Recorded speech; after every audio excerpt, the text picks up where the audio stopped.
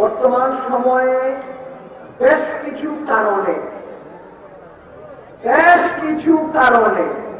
কারণগুলো বলবো না, কারণ মাহফিলে উঠার আগে আমাকে এমন কিছু কথা বলতে নিষেধ করা হয়েছে যা কারো গায়ে লাগে। কারণ বলতে গেলে গায়ে লাগবে, এই জন্য কারণ বলবো না। বেশ কিছু কারণে আমাদের দেশের কিছু সংখ্যক কুলাঙ্গার, বেয়াদব, নিম্ন শ্রেণীর ছেলেরা, যুবকেরা ওলামায়ে কেরামের সাথে বেয়াদবি করে স্লোগান উঠাচ্ছে। নিম্ন শ্রেণীর এগুলো দিয়ে আমাদের মাদ্রাসার নুরানির ছাত্রের জুতা বহন করবো না।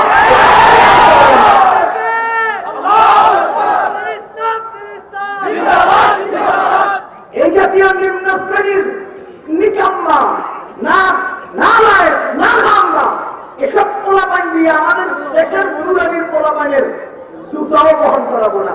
ওরা মামুনুর সাহেবের নামে, ফয়জুল করিম সাহেবের নামে, মামুনুর সাহেবের নামে জুতা মারো বলে বলে স্লোগান দিচ্ছে। আরেক কুলাঙ্গার, বেয়াদব, নিম্ন পর্যায়ের লোকেরা শুনে না, তোদের মতো লোকদেরকে এই জাতি জুতা মারে, মেরেছে, আরো মারবে।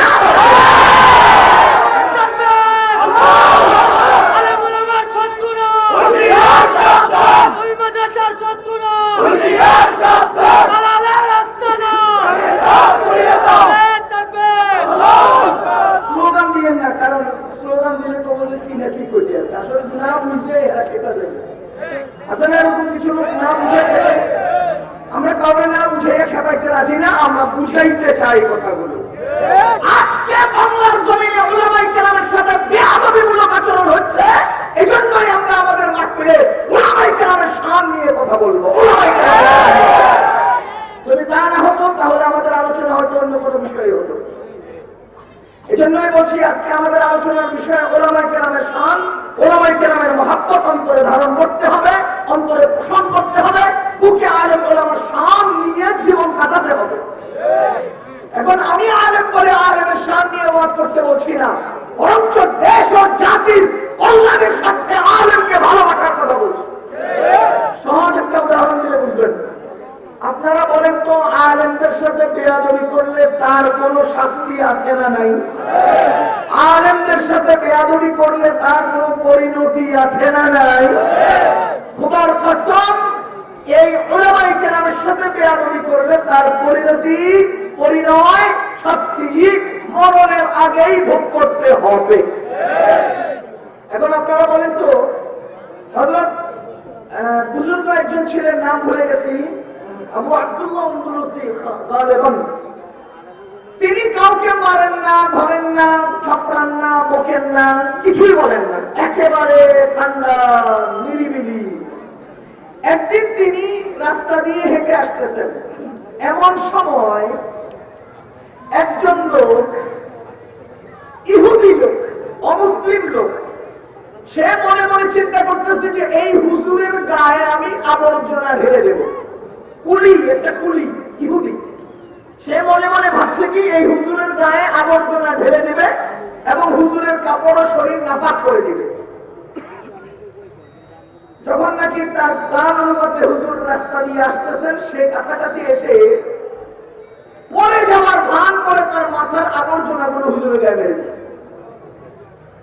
আর বলেন তো, মেরে দিয়ে পড়ে না গেলে পড়ে যাওয়ার ভান বুঝা যাবে না, এই জন্য সে কি করেছে, পড়েও গিয়েছে।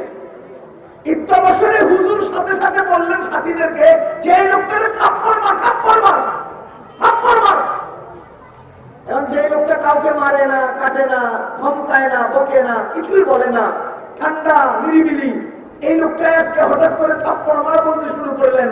কেউ বুঝে নাই, না বুঝে কেউ মারলো না। ওই লোকটা কাট্টা মাছের মতো থরথর থরথর করে ওখানে লাফাতে লাফাতে মরে গেল। এখন মুরিদ যারা ছিলেন, সঙ্গী যারা ছিলেন, তারা জিজ্ঞেস করলেন, হুজুর কখনোই আপনি কাউকে মারতে ধরতে বলেন না, আজকে থাপ্পড় মারতে বললেন কেন? হুজুর বললেন যে লোকটা পরিকল্পিতভাবে আমাকে নাপাক করার জন্য তার মাথার আবর্জনা আমার গায়ে ফেলে দিয়েছে এবং সে পড়ে গেছে। মূলত সে পড়ে নাই, পড়তে চায় না, কিন্তু পড়েছে পরিকল্পিত আমাকে নাপাক করার জন্য। এই জন্য আল্লাহ তাআলার আরশে আযীমে এটার যেই শাস্তি নাযিল হচ্ছিল আমি দেখতে পাচ্ছি, কিন্তু আমার তো নিজের একটা নিঃসিদ্ধান্ত হলো আমি কারোর উপর আক্রমণ করবো না, মারবো না, প্রতিশোধ নেব না। যখন নাকি আমি দেখতে পাচ্ছি যে সে ক্ষতিগ্রস্ত হচ্ছে, তোমরা যদি আমার পক্ষ থেকে তারে দুটো চটকনা দিতা, দুটো থাপ্পড় দিয়ে দিতা, তো আল্লাহর আযাব আল্লাহ তুলে নিতেন, সে লোকটা বেঁচে যেত। কিন্তু তোমরা তাকে মারো নাই, তো আল্লাহর আযাব তাকে গ্রাস করেছে, সে ধ্বংস হয়ে গেছে। মুসলমান বলেন তো এই লোকটা কি আসলে থাপ্পড় মারতে বলছিল না তাকে বাঁচাইতে চাইছিল? আরো জোরে বলেন। ও মুসলমান, হাদিসের কিতাবের মধ্যে একটা ঘটনা আমরা পেয়েছি। একজন নতুন সাহাবী, এখনো পর্যন্ত ভিতরে ঈমান তাজা হয় নাই, এরকম কিছু ঘাউরা সাহাবী ছিলেন না? মুসলমান, আমি কিন্তু সাহাবীকে ঘাউরা বলি নাই, ঘাউরাকে সাহাবীর কাতারে বলেছি। আপনারা আবার কেউ উল্টা মন্তব্য করবেন না, উল্টা এটা তাওবিল করবেন না। কিছু নতুন সাহাবী যারা এখনো পর্যন্ত ঈমান ভিতরে জায়গা করে নেয় নাই, কিন্তু বহু ব্যাপারে নবীজির সাথে ঘোরামি করছে। নতুন সাহাবী, সাহাবীর রূপরেখা নিয়েছে, মূলত সে সাহাবী নয়। এরকম কিছু সাহাবী, এরকম কিছু মুনাফিক দুনিয়াতে ছিল কিনা?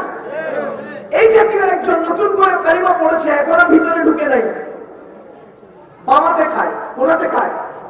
নবীজি বলতেছে তুমি ডানাতে খাও, এত আমি ডানাতে খাবো না। সে কি বলে আমি ডানাতে খাবো না। আমাদের নবীজি বলেন তোমাকে আল্লাহ ডান হাতে না খাওয়া। কথাটা বুঝতেছেন? সাথে সাথে তার ডান হাতটা প্যারালাইজড হয়ে গেছে, শক্ত হয়ে গেছে, আজীবন সে আর ডান হাতে ব্যবহার করতে পারে নাই। এখন সূরা আম্বিয়াতে আমাদের নবীজিকে ওয়ামা আরসালনাকা ইল্লা রাহমাতাল লিল আলামিন বললেন। জগতের সমস্ত মাখলুকের জন্য রহমত হলেন নবীজি। সেই নবী বললেন তোর ডান হাতে আর না খাওয়া আল্লাহ। ডান হাতটা তার অকেজো হয়ে গেল, অশক্ত হয়ে গেল। এখন আপনারা বলেন তো সেই লোকটার ডান হাত যদি অকেজো হয়ে যায়, এই লোকের জন্য কি রাসূল রহমত হলেন? বাহ্যিক দৃষ্টিতে কি বোঝা যায়? এই লোকটাকে এই লোকটার জন্য কি রাসূল রহমত হলেন? কিন্তু এর ব্যাখ্যায় বুঝতে হবে, গভীরে প্রবেশ করে যদি আমরা ব্যাখ্যাটাকে উদ্ঘাটন করি, তাহলে অবশ্যই দেখা যাবে মুহাম্মদুর রাসূলুল্লাহ সাল্লাল্লাহু আলাইহি ওয়াসাল্লাম এই লোকের জন্য রহমত। কিভাবে? যখন নাকি সেই লোকটা বললো আমি ডান হাতে খাবো না, আমাদের আল্লাহ হাবিবের সাথে এমন আচরণ করলো, আল্লাহ আরশে আযীমে এর শাস্তি বরাদ্দ হয়ে গেল। ওরা বুঝতেছেন? ও মুসলমান, নবীর সাথে বেয়াদবির কারণে তার উপরে যে আযাব নাযিল হবে, এই আযাব যদি তাকে গ্রাস করে, তাহলে 1 ইঞ্চি জায়গাও বাঁচবে না। নবীজি যখন বললেন আল্লাহ তোকে ডান হাতে না খাওয়ার, সাথে সাথে নবীজির পক্ষ থেকে এমন একটা কথা করে আল্লাহর আযাব আল্লাহ তাআলা তুলে নিলেন। সেই লোকটার হাত, ডান হাতটা শক্ত হয়ে গেলেও বাকি পুরো শরীরটা তার বেঁচে গেছে। এবার বলেন তো ওই লোকটাকে নবীজি কি শাস্তি দিলেন না বাঁচিয়ে দিলেন? নবীজি কি তার উপরে তাকে কি বলে তার উপরে জুলুম করলেন না তার উপরে দয়া করলেন? ও মুসলমান আল্লাহর বান্দাগণ, ঠিক তেমনি ভাবে আজকে আমরা আপনাদের কানে কানে ধীরে ধীরে কথাটা পৌঁছাতে চাই। আমি আলেম বলে আলেমের সম্মান নিয়ে কথা বলছি না, ব্যাপক হারে আলেমদের সম্মান। এই জন্যই যে আমাকে তুমি যদি খোঁচা দাও, কষ্ট দাও, আল্লাহর আরশে আযীমে যে শাস্তি বরাদ্দ হবে, এই শাস্তি থেকে তোমরা বাঁচতে পারবা না। এই জন্যই আজকে আলেম ওলামার সম্মান এবং তাদের প্রতি ভালোবাসা নিবেদনের জন্যই বয়ান হবে। বুঝতেছেন?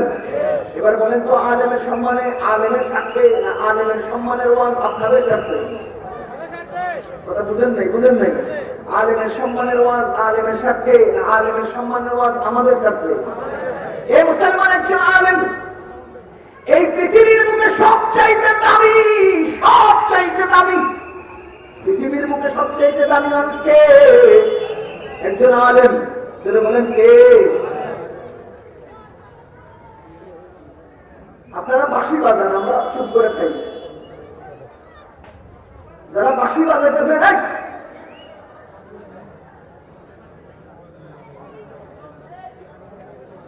বাঁশি বাজান, আমরা চুপ করে খাই।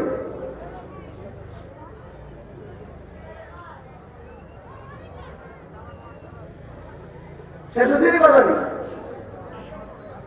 এবার স্বেচ্ছাসেবক ভাইয়া যত সম্ভব নিরিবিলি নীরবে কাজ করার চেষ্টা করবেন, মাহফিলের মধ্যে কোনো প্রভাব যেন না পড়ে। কি বলছিলাম? পৃথিবীর মুখে সবচেয়ে ভাগ্যবান মানুষ হলেন একজন আলেম। সবচেয়ে ভাগ্যবান মানুষ, আরো জোরে বলেন। একজন হাফেজ পৃথিবীর সবচাইতে ভাগ্যবান। এই কথাটা কোত্থেকে বললাম?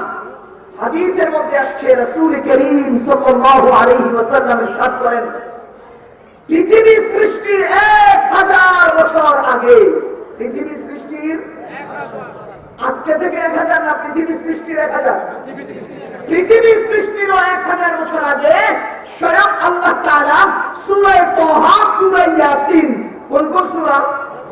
সূরা তাহা, সূরা ইয়াসিন নিজের মুখে উচ্চারণ করলেন, নিজের মুখে উচ্চারণ করলেন আল্লাহু আকবার কাবীরা। তখনও পৃথিবী সৃষ্টি হয় নাই, পৃথিবী সৃষ্টির 1000 বছর আগে স্বয়ং আল্লাহর মুখ থেকে সূরা তাহা, সূরা ইয়াসিন উচ্চারণ করলেন। আর ফেরেশতারা শুনতে পেয়ে বেসাখতা বলে উঠলেন, ও আল্লাহ, কতই না ভাগ্যবান সেই জাতি যে জাতির উপরে আল্লাহর এই কালাম নাযিল হবে। দ্বিতীয় নম্বরে বললেন, কতই না ভাগ্যবান সেই সকল মানুষ যারা এই কালামকে তেলাওয়াত করবে। তিন নম্বরে বললেন, কতই না ভাগ্যবান সেই সকল ব্যক্তি যারা এই কোরআনকে মুখস্থ করে পক্ষে ধারণ করবে। পৃথিবী সৃষ্টিরও 1000 বছর আগে এই আলেম ওলামার বলে ভাগ্যের সংবাদ আমার আল্লাহ ফেরেশতাদের মাধ্যমে ঘোষণা দিয়ে রেখেছে। পৃথিবী সৃষ্টির কত হাজার বছর আগে? আজকে থেকে 1000, কোরআন নাযিল হওয়ার 1000 বছর আগে, না পৃথিবী তৈরিরও 1000 বছর আগে?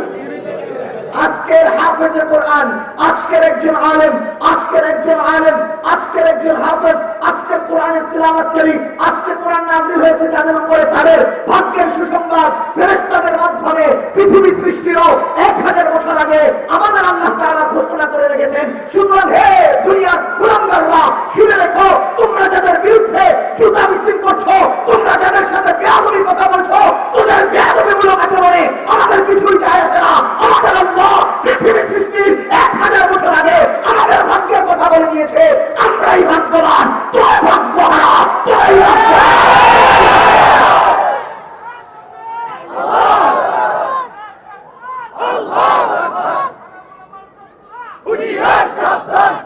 পৃথিবীর সর্বশ্রেষ্ঠ ভাগ্যবান জাতি হলেন উলামায়ে কেরাম।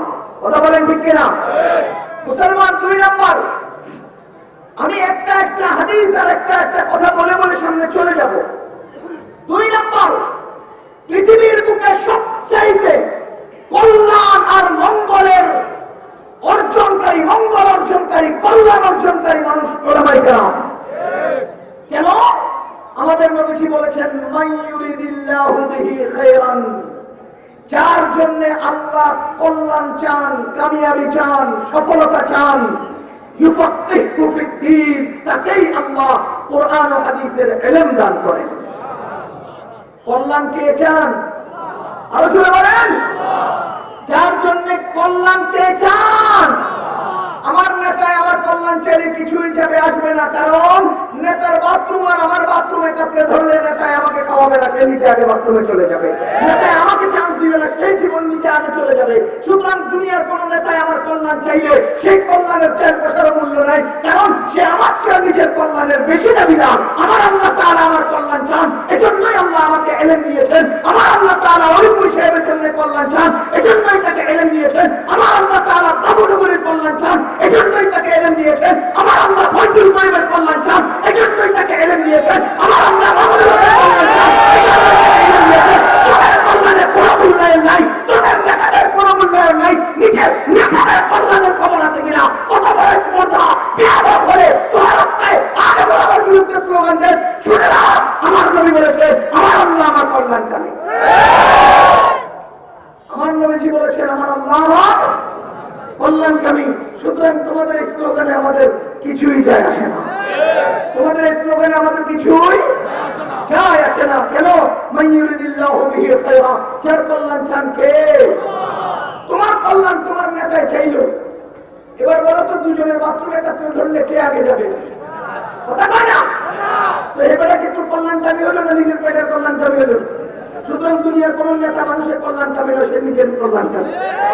সে নিজের দাবিতে, নিজের প্রয়োজনে তোকে ব্যবহার করে। নির্বাচনের আগে তোকে ব্যবহার করেছে নিজের দরকারে। আজকে এক বস্তা চাউল দিবে না তোকে, কোনো পথ দিবে না তোকে, কোনো টাকা দিবে না তোকে, যখন তার দরকার তখন করে রাখে। সুতরাং আমার আল্লাহ আমার কল্যাণকামী। কথা বলেন। আলেম ওলামার কল্যাণকামী কে? এজন্যই পৃথিবীর বুকে সর্বোচ্চ কল্যাণের অধিকারী মানুষ ওলামায়ে কেরাম, যারা নিজেদেরকে, যাদের কল্যাণ বেশি, মঙ্গল বেশি, কামিয়াবি বেশি, সফলতা বেশি, আমরা তাদেরকে ভালোবাসি। ও মুসলমান আল্লাহর বান্দাগণ, 3 নাম্বার কথা, দুনিয়ার বুকে সবচেয়ে বেশি ভাগ্যবান মানুষ ওলামায়ে, সবচেয়ে বেশি বুদ্ধিমান মানুষ ওলামায়ে কেরাম। বলেন তো দুনিয়ার সবচেয়ে বুদ্ধিমান মানুষ কে? আরো জোরে বলেন, সবচেয়ে বড় বুদ্ধিমান মানুষ কে? হাদিসের মধ্যে আসছে, রাসূল করিম সাল্লাল্লাহু আলাইহি ওয়াসাল্লাম বলেন, আল কাইয়িসু মান দানা নাফসাহু ওয়া আমিলা লিমা বা'দাল মাউত। যারা দুনিয়াতে থেকে আখিরাতের কাজ করে তারা হলো বুদ্ধিমান। যারা বলেন, যারা দুনিয়াতে থেকে আখিরাতের কাজ করে তারা কি? আবার বলেন, তারা কি? এবার একটা উদাহরণ দিয়ে পরে হাদিসে আসে। আপনাদের এলাকার এক ছেলেকে জায়গা বিক্রি করে 30 লক্ষ টাকা দিয়ে আমেরিকায় পাঠিয়েছেন। সেই ছেলেটা মাসে 2 লক্ষ টাকা কামাই করে ওখানে যাওয়ার পরে এক মেয়ের সাথে সম্পর্ক, বন্ধু বান্ধবের সাথে জড়ায়। 2 লাখ টাকা কামাই করে 2 লাখ টাকায় সে আমেরিকার জমিনে খরচ করে 30 লাখ টাকা যে জমিন বিক্রি করেছে সে ভুলে গেছে। বাবা অসুস্থ ভুলে গেছে, মা অসুস্থ ভুলে গেছে, বোনের বিয়ের কথা ভুলে গেছে, ভাইয়ের লেখাপড়ার কথা ভুলে গেছে, কুকুর সংস্কারের কথা ভুলে গেছে, ঘর নির্মাণের কথা ভুলে গেছে। 2 লাখ টাকা কামায়, 2 লাখ টাকা আমেরিকায় খরচ করে, বাংলাদেশে 1 টাকাও পাঠায় না। 30 লাখ টাকা খরচ করে আমেরিকায় যায়, প্রতি মাসে 2 লাখ টাকা কামাই করে 1 টাকাও বাড়িতে পাঠায় না, আমেরিকায় কামায়, আমেরিকায় খরচ করে। এই লোকটা বড় বুদ্ধিমান না গাধা? আরো জোরে কোন, এই লোকটা বুদ্ধিমান না গাধা? ও মুসলমান, সেই ব্যক্তি আমেরিকা কামাই করে 2 লাখ, প্রতি মাসে 1.5 লক্ষ টাকা বাবার অ্যাকাউন্টে বাংলাদেশে পাঠায়, কোন রকম 50,000 টাকা দিয়ে খায় থাকে, কোন রকম সময় পার করে দেশে মায়ের চিকিৎসা, বাবার চিকিৎসা, ভাইয়ের লেখাপড়া, বোনের বিয়া, বাড়ির ঘর নির্মাণ এবং চতুর্দিকে বাউন্ডারি ও পুষ্করি খনন, সবকিছু যে ছেলেটা করে সেই ছেলেটা গাধা না বুদ্ধিমান? আমার নবীজি বলেন, কাইয়িসু মান দানা নাফসাহু ওয়া আমিলা লিমা বা'দাল মাউত। যে লোকটা দুনিয়াতে আসার পরে আকাশ জমিন সবকিছু পেল, গ্রহ নক্ষত্র পেল, গাছগাছালি পেল, সৌন্দর্য পেল, নিয়ামত পেল, সমস্ত কিছু পাওয়ার পরে দুনিয়াতে কামায়, দুনিয়াতেই শেষ করে ফেলে, আখিরাতের জন্য কিছু পাঠায় না, ওই আমেরিকা সেই লোকটা যেমন গাধা, ওই লোকটাও তেমন গাধা। এবার তোমরা তোমাদের হিসাব মিলাও। আজকে যারা রাস্তায় দাঁড়িয়ে মিছিল করছো, তোমাদের আখিরাতের কোনো সম্বল আছে? যদি বলো নাই, তাহলে আমরা বলবো তুমি সেরা গাধা, জগতের সেরা গাধা। এই গাধাদের চিৎকারে আমাদের কি যায় আসে? আমরা তো বুদ্ধিমান। এইসব গাধাদের স্লোগানে আমাদের কি যায় আসে? আমরা তো বুদ্ধিমান। গাধা বলেছে হাদিস, আমাদেরকে বুদ্ধিমান বলেছে হাদিস। আমাদেরকে বুদ্ধিমান কে বলেছে? আমাদের নবীজি বলেছে। সুতরাং আমরাই বুদ্ধিমান। তোর একটা গাধা, শুনে কোন গাধারে গাধা করে গাধায় বুঝে, এটির বুঝো নাই যে হে করে আমরা করতে আছি। সাবধান, কোন গাধায় কিন্তু বুঝে না হে করে গাধা কর। সুতরাং কেউ খেপিস না, খেপলে আমরা বুঝবো তুই আসলে গাধা না। কথা বুঝলেন নাই?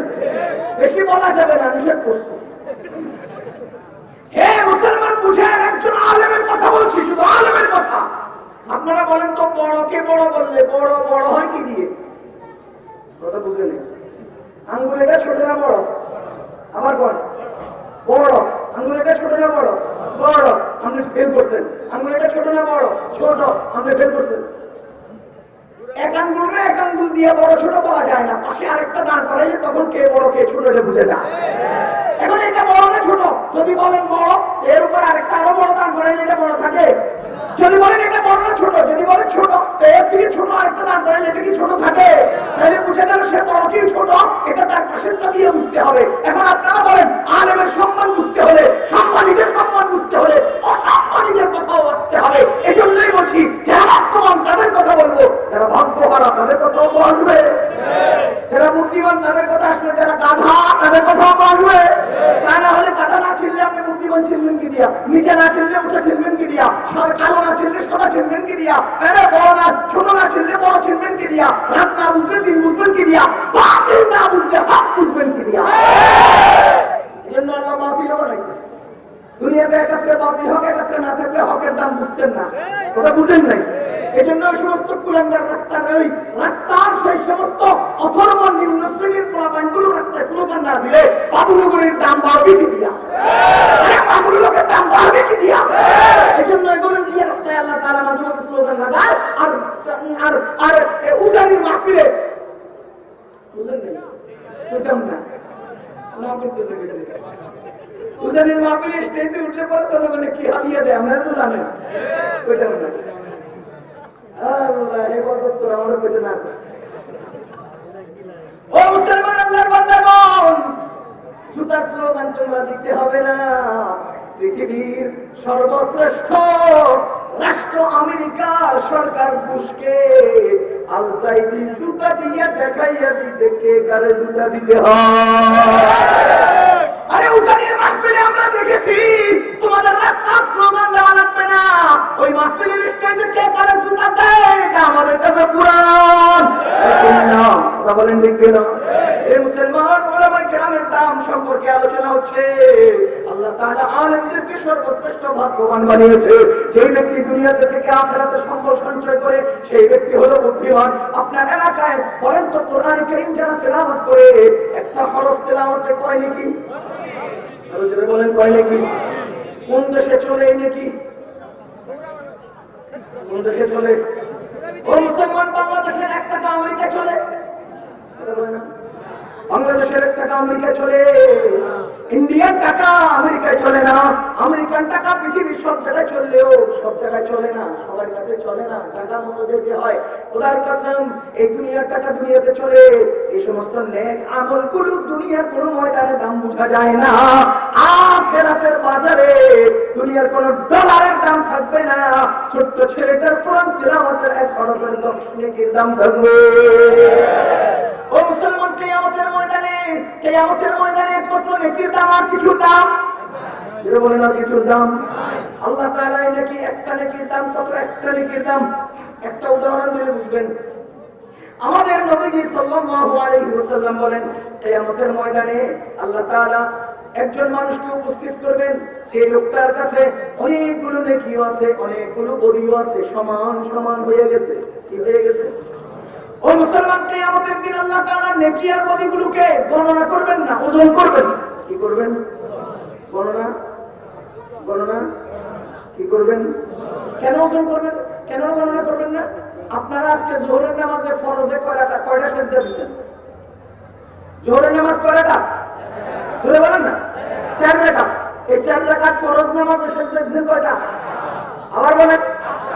আপনি একজন রিকশাওয়ালা, একজন সাধারণ মানুষ, একজন ডাক্তার, একজন ইঞ্জিনিয়ার, একজন ব্যবসায়ী, আপনিও 8টা সেজদা দিয়ে যোহরের নামাজ পড়ছেন। আপনারা বলেন তো জুনায়েদ বাবুনগরী সাহেব কয় সেজদা দিয়ে যোহরের নামাজ পড়ছেন? এবার আপনারা বলেন তো আপনাদের সেজদার গণনা হিসাব করলে আপনারও 8টা, তারও 8টা, গণনায় কম বেশ আছে? ইনসাফের সাথে চোখ বন্ধ করে বুকে হাত দিয়ে বলেন তো ওজনে কম বেশ আছে না নাই? আলোচনা কোন ওজনে কম বেশ আছে না নাই? এই জন্য আমার আল্লাহ তাআলা কোন সেজদার গণনা করবেন না, সেজদার ওজন মাপবেন। ওটা বুঝছেন নি আপনারা? সবগুলো সেজদার ওজন আর গণনা কি এক? ওজনের দাম কম বেশ হয়, গণনার দাম কম বেশ হয় না। করলে সমান সমান দেখা যায়, ওজনে সমান সমান হয় না। এজন্য কিয়ামতের দিন আল্লাহ তাআলা আমলগুলোকে মাপার জন্য যন্ত্র তৈরি করবেন। ওয়ালা তাউল মাওয়াজিন আল কিসত লিয়াউমিল কিয়ামা, কিয়ামতের দিন আমি মিজান আর দাড়ি পাল্লা তৈরি করব। ও মুসলমান, এক পাশে সে নেকিগুলো রাখলো, আরেক পাশে বদিগুলো রাখলো। যখন নাকি মাপ দিলে তো সমান সমান হয়ে গেল। উদাহরণস্বরূপ বলি, মনে করেন 100 বস্তা গুনাহ হয়ে গেল, তো এই লোকটার আমলে নেক আর বদ উঁচা নিচা না সমান সমান? আপনারা ফুটবল খেলা দেখছেন নি কোনো সময়? আর্জেন্টিনা ব্রাজিলে যখন খেলা হয় 90 মিনিট, এই 90 মিনিটে 2 গোল যদি হয়, বলেন কি হলো? ড্র। কি হলো? এই মুসলমান ড্র যদি হয় তাহলে 90 মিনিটের পরে আরো 5 মিনিট দেয় কিনা? কেন দেয়? ড্র কাটতে কেন দেয়? ড্র কেটে ফেলে দেখি কে কারে গোল আরেকটা দিতে পারেন। যখন নাকি সেটাও পারলো না, আরো 5 মিনিট, আরো পারলো না, আবার 5 মিনিট, 15 মিনিট বাড়িয়ে দেওয়া হলো। এরপরেও পারলো না, কয় না আর তোমরা খেলে পারবে না, ড্র কাটতে হবে। এবার ওই যে প্লান্টিক করে একজন গোলকিপার দাঁড়ায় আর 10টা বল করে যে বেশি গোল হয় ফেল, আর যে কম গোল হয় তার মানে ড্র চলবে না, কাটতেই হবে। ড্র কি করতে হবে? মুসলমান, ওই লোকটার গুনাহ, ওই লোকটার সওয়াব যখন নাকি কিয়ামতের ময়দানে মাপার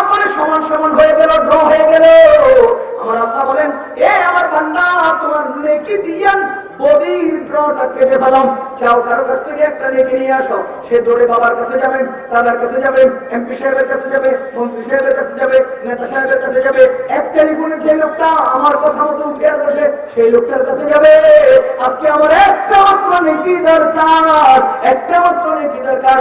আমাদের আল্লাহ রাব্বুল আলামিন বলেন, ইয়াওমা ইয়াফিরুল মারউ মিন আখিহি ওয়া উম্মিহি ওয়া আবিহি ওয়া সাহিবাতিহি ওয়া বানিহি লিকুল্লি ইমরিইন মিনহুম ইয়াওমা ইযিন শাআনুন ইউগনিহি। সেদিন বাবা সন্তান থেকে পালাবে, সন্তান বাবা থেকে পালাবে, ভাই ভাই থেকে পালাবে, দাদা নাতি থেকে পালাবে, একজন আরেকজন থেকে পালিয়ে যাবে, কেউ সেদিন কারো হবে না।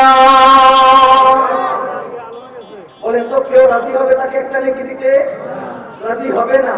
মুসলমান আসার বান্দাগণ সর্বশেষে ফ্যাকাশে চেহারা নিয়ে উদ্ভ্রান্তের মতো যখন ফেরত আসে, এক লোক জিজ্ঞেস করে, ভাই তোমার কি হয়েছে? বলে একটা মাত্র নেকির দরকার ছিল, কতজনের কাছে গেলাম লাভ হলো না। বলে কয় নেকি দরকার? কয় এক নেকি। তোমার কাছে কি পরিমাণ নেকি আছে? 10,000 ট্রাক নেকি আছে।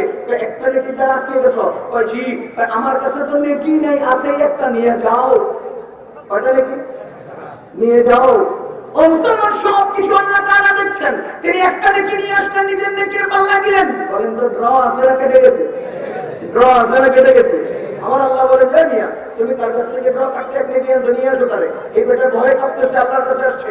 এর বান্দা তুই আজকে নেকিটা দিলি কেন? এই আল্লাহ এর কাছে আজকে এতগুলো নেকি থাকা সত্ত্বেও সে আটকে গেল। আমার কাছে সব বদি আর বদি, গুনাহ আর গুনাহ, একটা মাত্র নেকি। তো এতগুলো নেকি দিয়ে সে বাঁচতে না পারলে আমি এক নেকি দিয়ে কিভাবে বাঁচি? তো সে বেঁচে যাক, আমি হারিয়ে যাই, আমার যা হবে তা হবে, পরে হবে। এই জন্য আমি তাকে নেকিটা দিয়ে দিলাম। ও মুসলমান, নবীজি বলেন, একটা মাত্র নেকি তার ভাইকে দেওয়ার কারণে আল্লাহ খুশি হয়ে দুজনের হিসাব মাফ করে দুইজনকে বিনা হিসেবে জান্নাত দান করবে। এবার বলেন তো এক নেকির কত দাম? 1 টাকা দিয়ে 1 কেজি পান পাওয়া যায় না। এক নেকি দিয়ে দুইজন বিনা হিসেবে জান্নাতে যেতে পারে। এক নেকি দিয়ে কয়জন বিনা হিসেবে জান্নাতে যেতে পারে?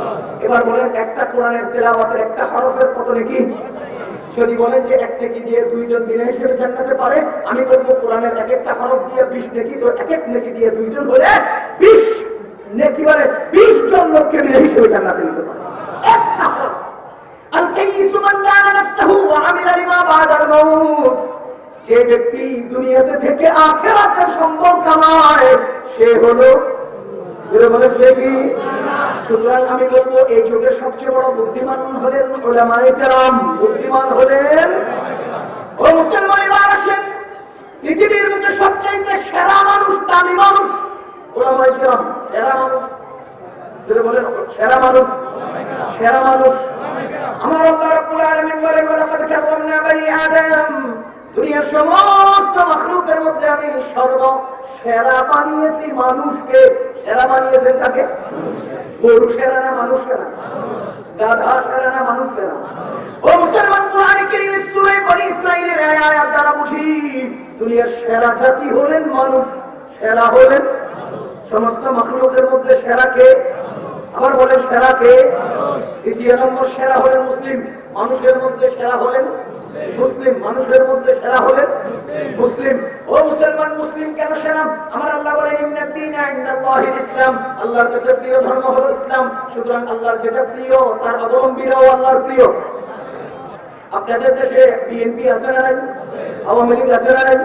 বিএনপি প্রধানের কাছে আওয়ামী লীগের সদস্যরা প্রিয়। আওয়ামী লীগ প্রধানের কাছে বিএনপি সদস্যরা প্রিয়, নাকি আওয়ামী লীগ প্রধানের কাছে আওয়ামী লীগ সদস্যরা প্রিয়? তো আমার আল্লাহর কাছে প্রিয় কি? ইসলাম। বলেন, আমার আল্লাহর কাছে প্রিয় কি? যদি তোমার দলের নেতার প্রধানের কাছে দলের নেতা কর্মীরা প্রিয় হয়, তো আমার আল্লাহর পছন্দের ইসলামের অনুসারীরাই তো আল্লাহর কাছে প্রিয়। সুতরাং অটোমেটিকলি আমরা বুঝতে পারি আমার আল্লাহর কাছে প্রিয় জাতি হলো মুসলিম। কথা বলেন ঠিক না? সুতরাং মানুষের মধ্যে সেরা মানুষ হলেন মুসলমান। আমি বিস্তারিত বর্ণনা দিতে যাচ্ছি না। তৃতীয় নম্বর, মুসলমানের মধ্যে সেরা জাতি হলেন উলামায়ে কেরাম।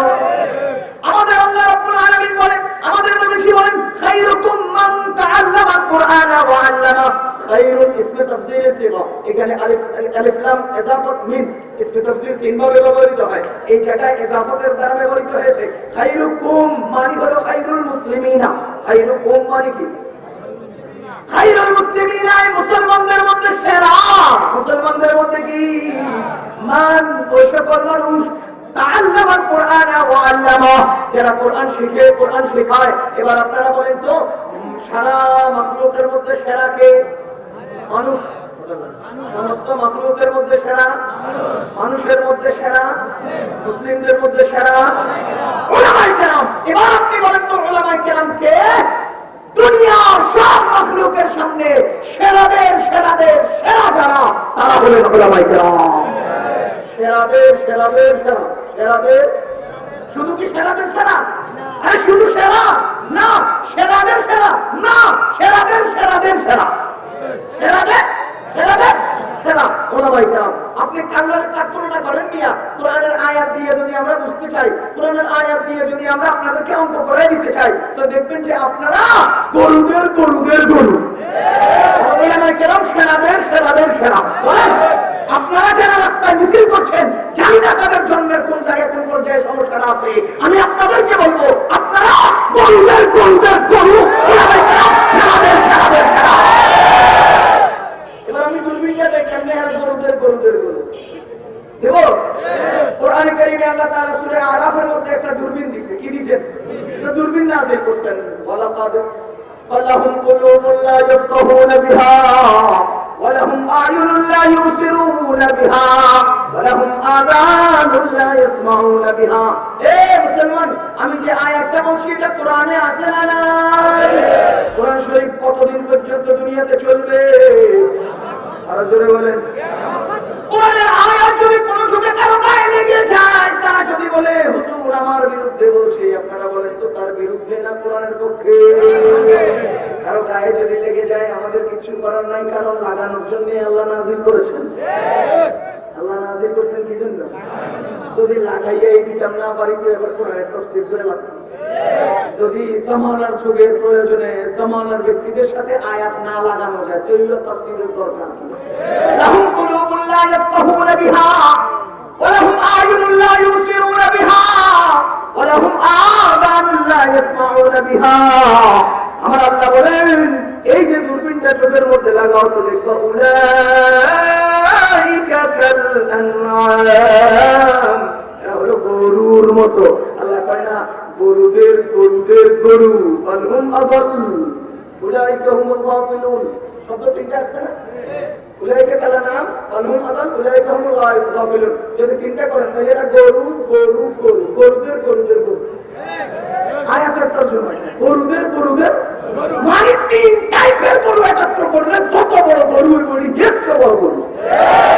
তিনটা ধরনের নিকৃষ্ট জানোয়ার একত্র করলে যত নিকৃষ্ট জানোয়ার হবে, কোরআনের দূরবীন দিয়ে ভালো করে তাকায় দেখবেন এগুলো তার চেয়ে নিকৃষ্ট জানোয়ার। ও মুসলমান, লাহুম কুলুবুন লা ইয়াফকাহুনা বিহা, তাদের কলম আছে, তাদের মুখ আছে, বুঝে না। ওয়া লাহুম আ'য়ুনুন লা ইউবসিরুনা বিহা, চোখ আছে, তারা দেখে না।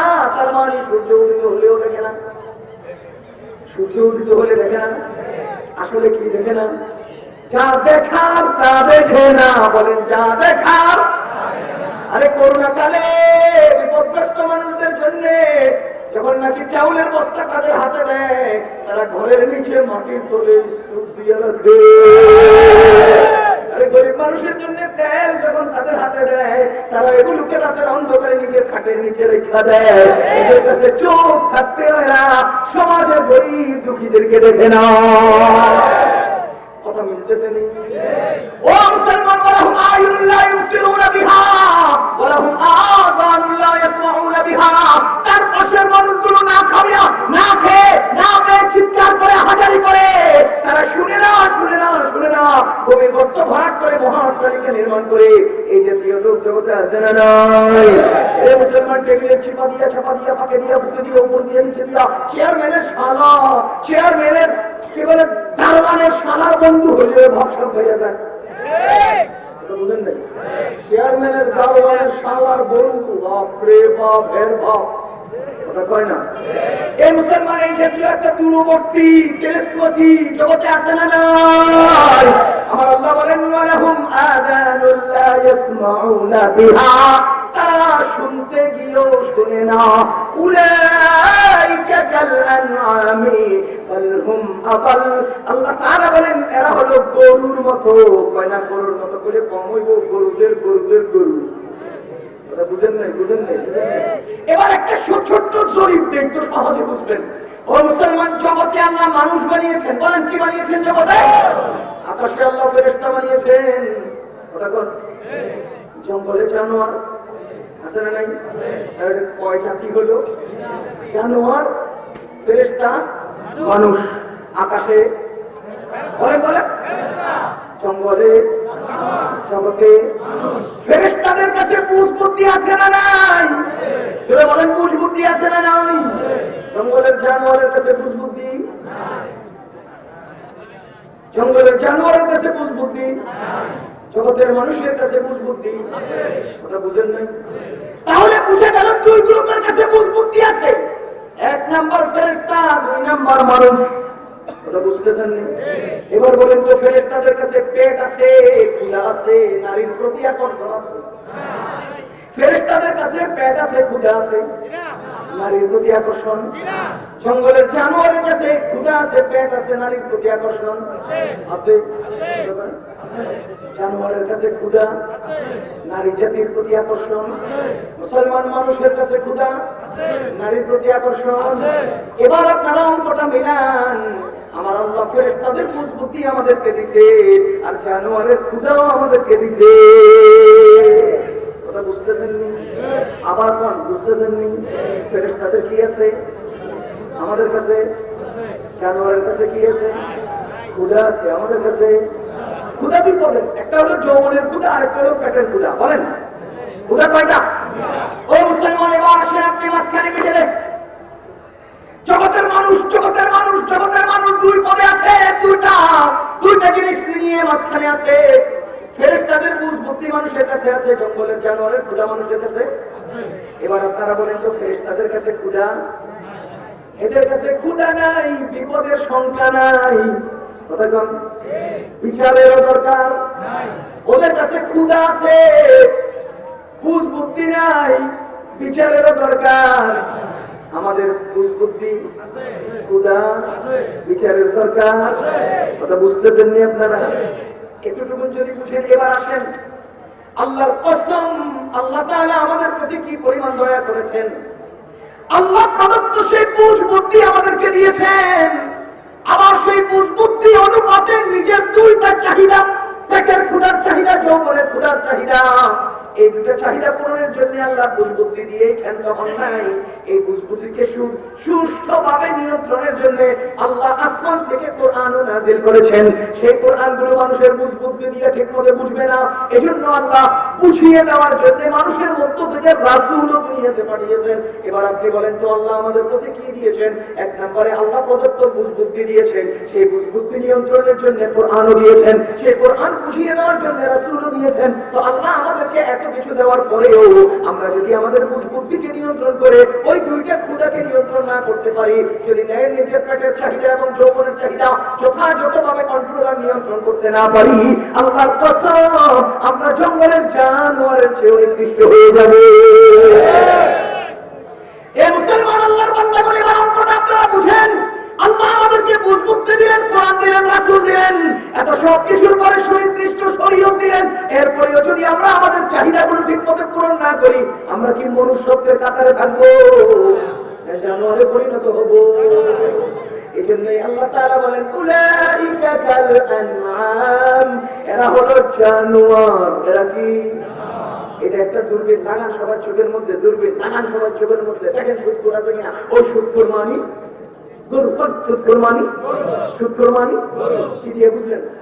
কোরআনের দূরবীন, কোরআনের ভালো করে তাকায় দেখবেন, সমাজে সুদখোর গরু, মদখোর গরু, ঘুষখোর গরু, নারী নিয়ে আড্ডা দেয় গরু, মদ খায় গরু, আরেকজনের জায়গা দখল করে গরু। না লাগেনি না দূরবীন গায়ে আয়াতে বললে কিসের দূরবীন, কিসের আয়াত, কিসের কোরআন, কিসের তাফসীর? কথা বল। সুতরাং সমাজে মসজিদের সভাপতি হবেন, চেয়ারম্যান হবেন, মেম্বার হবেন, এমপি হবেন, নেতা হবেন, দলের প্রধান হবেন, ক্যাডার হবেন, খোদার কসম যদি আলামের দিকে অগ্রসর হন, আপনি মানুষ নন, জানোয়ার। ও মুসলমান, জানোয়ার বলে জানোয়ার খেপে গেলে কি করার আছে? কথা ঠিক কিনা? মুসলমান আল্লাহর বান্দাগণ বলেন তো আপনাদের দেশে ধান ক্ষেত আছে না নাই? এই আমার উদাহরণ শেষ। ধান ক্ষেত আছে না নাই? এই ধান ক্ষেতের মাঝে মধ্যে আপনাদের ঘরের গরু ধানের কি বলে গরুর রশি ছিঁড়া চলে যায় রাস্তায়, যাইয়া দেখে দুই ক্ষেত, এক ক্ষেত তার মালিকের, আরেক ক্ষেত আরেকজনের, মালিকেরটাও খেয়ে ফেললো আরেকজনেরটাও খেয়ে ফেললো। বলে তো গরু মালিকেরটা খাইলো আরেকজনেরটাও খাইলো, বুঝিয়ে শুনিয়া কথা কোন বুঝিয়ে শুনিয়া। এই যে নিজের মালিকেরটা যদি খেয়ে ফেলে বিচার হয়? বলেন বিচার হয়? কাউকে জরিমানা দিতে হয়? গরুকে কুয়ারে যেতে হয়? না না না না না, নিজের মালিকের খেতে কোনো ধান যদি গরু খেয়ে ফেলে তাহলে তার জন্য বিচার হয় না, দরবার হয় না, জরিমানা দিতে হয় না।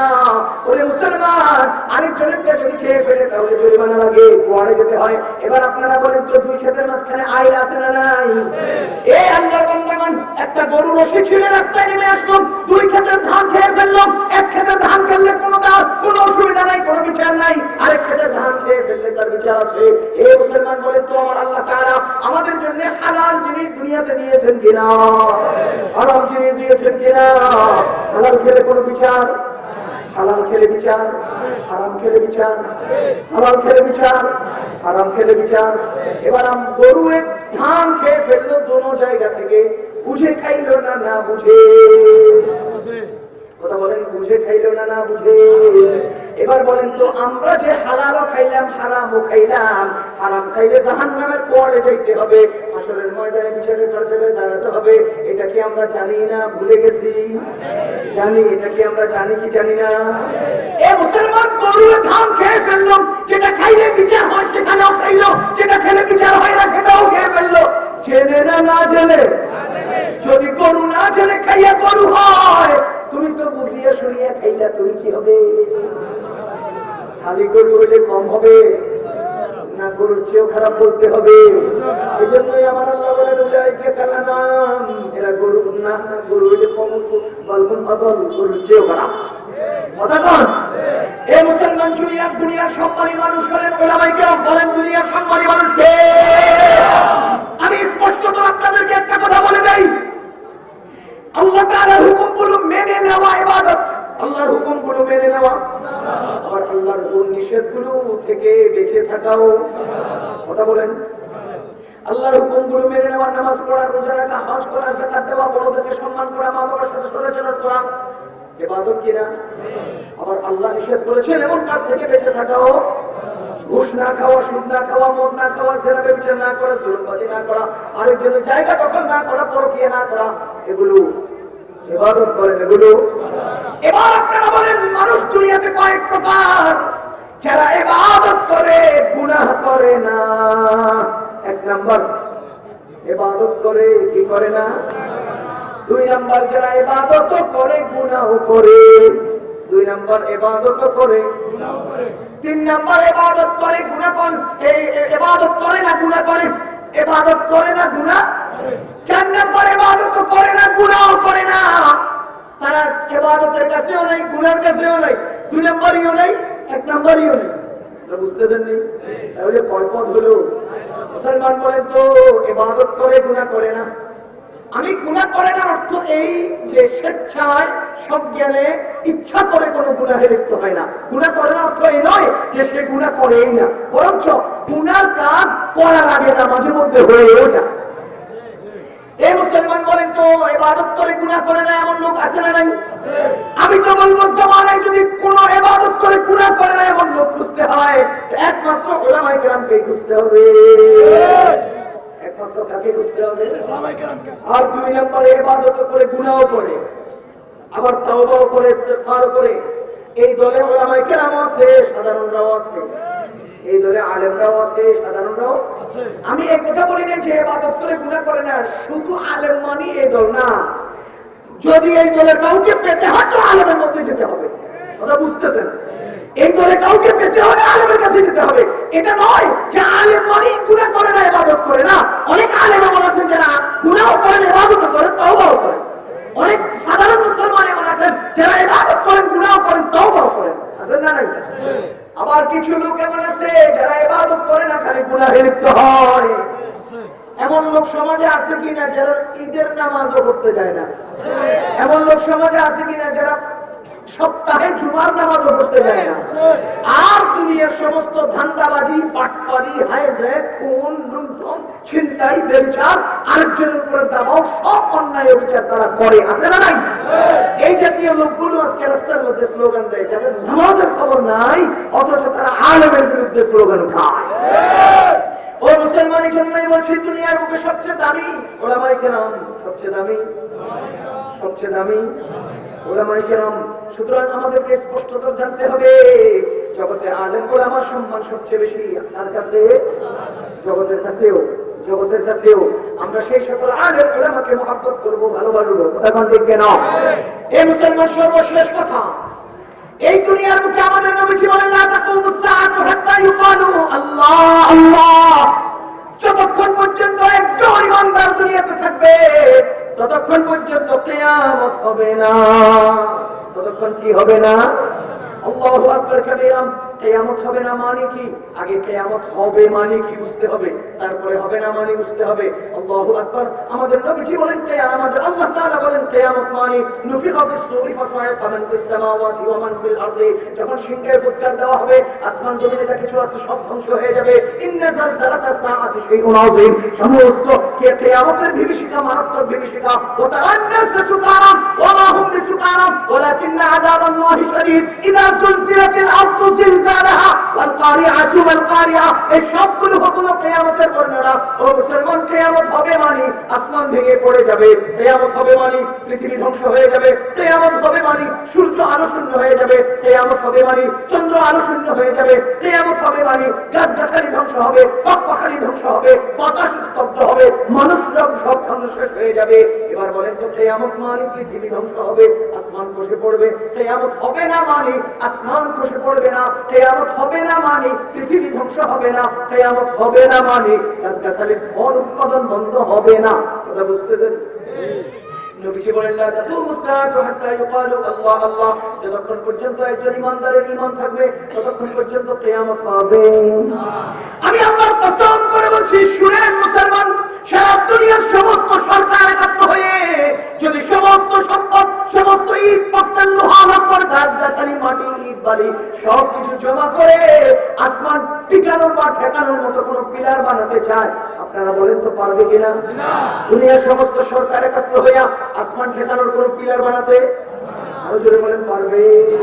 তাহলে আমি স্পষ্টত বলছি, এই যে আমাদের মাদ্রাসার নুরানির ছাত্রটা, এই যে মাদ্রাসার হেফজখানার ছাত্রটা, এই যে মাদ্রাসার শিক্ষকটা, মসজিদের মুয়াজ্জিন এবং ইমাম সাহেবটা, এদিকে একটু তাকায় দেখেন, এদের কাছে ঈমান আছে বলে আসমান টিকে আছে। তার অর্থ হলো দুনিয়ার সব সরকাররা যা পারবে না, একজন নুরানির ছাত্র তার চেয়ে বড় শক্তিশালী। একজন ব্যক্তির কাছে লা ইলাহা ইল্লাল্লাহ আছে, ওই লা ইলাহা ইল্লাল্লাহ ঈমান, আসমান ঠেকানোর পিলার, আসমান ঠেকানোর পিলার। কথা বুঝতেছেন নি? বলেন তো, দক্ষিণের বাতাস বন্ধ হয়ে গেলে কোন যন্ত্র মন্ত্র দিয়ে সরকার বাতাস চালু করতে পারবে? আমি আল্লাহর কসম করে বলছি, ওই দক্ষিণের বাতাস স্তব্ধ হয়ে গেলে, বন্ধ হয়ে গেলে কোন দুনিয়ার কেউ এটাকে চালু করতে পারবে না। যতক্ষণ লা ইলাহা ইল্লাল্লাহ আছে, বাতাস চালু আছে, তার মানে দক্ষিণের বাতাস চালু রাখার মন্ত্র লা ইলাহা ইল্লাল্লাহ। গাছগাছালিকে ফল ফুল উৎপাদনের মন্ত্র লা ইলাহা ইল্লাল্লাহ। মায়ের পেটের বাচ্চা, মায়ের পেটের বাচ্চা পেটে থাকার জন্য মন্ত্র হলো লা ইলাহা ইল্লাল্লাহ। আমার আল্লাহ বলেন, কিয়ামত যখন হয়ে যাবে, ততদাউন নাস ওয়া তাদাউ যাতি হামলিন হামলাহা, মহিলারা নিজের পেটের অসম্পূর্ণ বাচ্চাগুলো খসে খসে পড়ে যাবে। বুঝে গেল? মা বোনেরা শুনে রেখো, ও ভাইয়েরা মনে রেখো, তোমার বিবির পেটের বাচ্চা লা ইলাহা ইল্লাল্লাহর কারণে টিকে আছে, একজন আলেমের কারণে টিকে আছে। সুতরাং আমি স্পষ্টতর বলবো, যে সকল মানুষের কল্যাণে আজ দুনিয়া বেঁচে আছে, তোমার ক্ষমতা বেঁচে আছে, নেতাগিরি বেঁচে আছে, তাদের বিরুদ্ধে জুতা মিছিল করো। আরে আরে, কার ফজিলতে সিন্নি খাইলি ঠাকুর চিনলি না? কার কারণে সিন্নি খাইলি বেটা মোল্লা চিনলি না? তোর মায়ের পেটের বাচ্চা অসম্পূর্ণ খসে পড়বে যদি আলেম দুনিয়াতে না থাকে। তোর ক্ষমতার নিচে আগুন জ্বলবে যদি জগতে আলেম না থাকে। এসব নেতাগিরি নিয়ে বাহাদুরি অন্তত তাদের সাথে করবেন না, যাদের দয়ায় আপনি বেঁচে আছেন। এজন্য আমি বলবো, উলামায়ে কেরামের শান আর মান অনেক করে। আমাদের নবীজি বলেন, ইন্নাল উলামা ওয়ারাসাতুল আম্বিয়া, নবীগণের ওয়ারিস হলেন উলামায়ে কেরাম। আরে মুসলমান নবীর সাথে মহব্বত রাখবেন তো নবীর ওয়ারিসদের সাথে মহব্বত রাখতে হবে। যেই লোকে নবীর ওয়ারিসদের সাথে মহব্বত রাখবে সেই লোক নবীর সাথে মহব্বত রাখবে। এই জন্য ওলামায়ে কেরামের প্রতি মহব্বত রাখবেন তো ইনশাআল্লাহ, মাদ্রাসার প্রতি মহব্বত ভালোবাসা রাখবেন তো ইনশাআল্লাহ। আল্লাহ তাআলা সকলের অন্তরে ওলামায়ে কেরামের মহব্বত দান করুন। আমাদেরকে জনগণের সাথে মিলেমিশে জনগণকে ওলামায়ে কেরামের সাথে সম্পৃক্ত থেকে জীবনটা পার করার তৌফিক দান করুন। সুবহানাল্লাহ।